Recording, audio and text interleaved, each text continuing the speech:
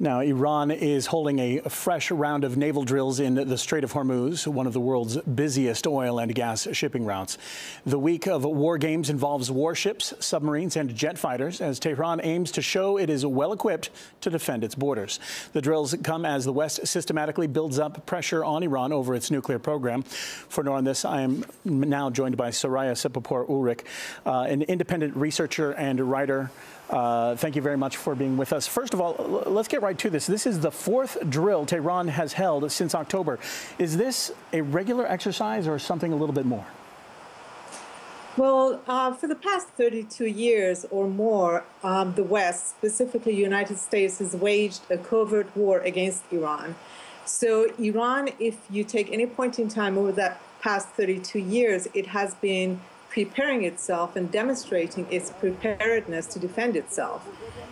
If we see more of a naval military exercises right now, it's because the media is focusing on Iran, whereas in fact, earlier this month, I believe it was December 12th or 13th, there was Operation Lucky Mariner with 27 countries participating, although a lot of them were observer states. And they were all the way in the Persian Gulf, in Iran's territory, and the media was silent on this.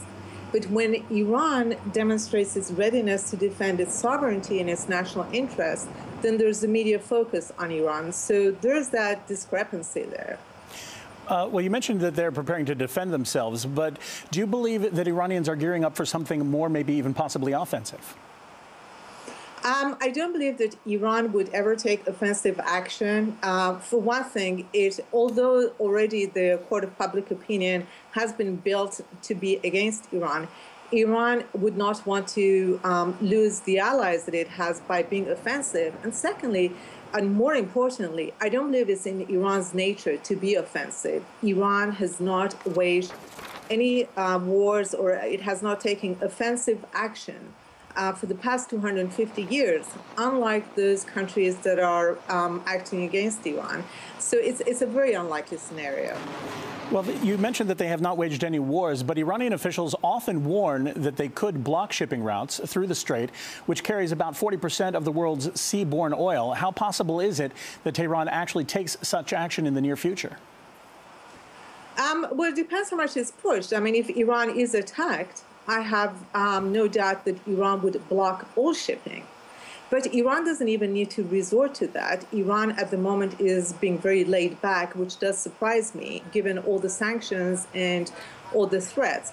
Under international law, what Iran could possibly do would be to, any state can do this, coastal state, if they fear that any shipping going through their waters are a threat to their peace and security. And clearly, some of the states in the region which do have ships going through the Strait of Hormuz, namely Saudi Arabia, Qatar, Kuwait, they are a threat to Iran's security. Iran does have the right, according to international law, to block these ships. And that's an option that it can consider, and perhaps it should consider. The fact that it hasn't, I think, speaks more to its peaceful nature, and the fact that it does want to reach out to its neighbors and the world at large.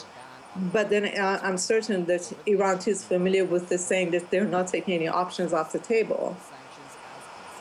All right. Now, many believe if it wasn't for Washington deferring or deterring Israel, rather, it would have already struck. Do you expect a change in U.S. policy towards Tehran now that Barack Obama's second term is secured?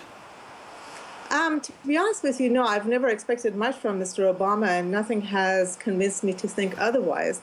Barack Obama has, or at least recently, this month again, the Congress was presented with a bill for 10,000 bombs for Israel after their according to them, because they use a lot of their bombs on the Palestinians in Gaza. But then these do have bunker buster abilities. They're smart bombs, or at least half of them are. Mr. Obama has sent Patriot missiles to Turkey.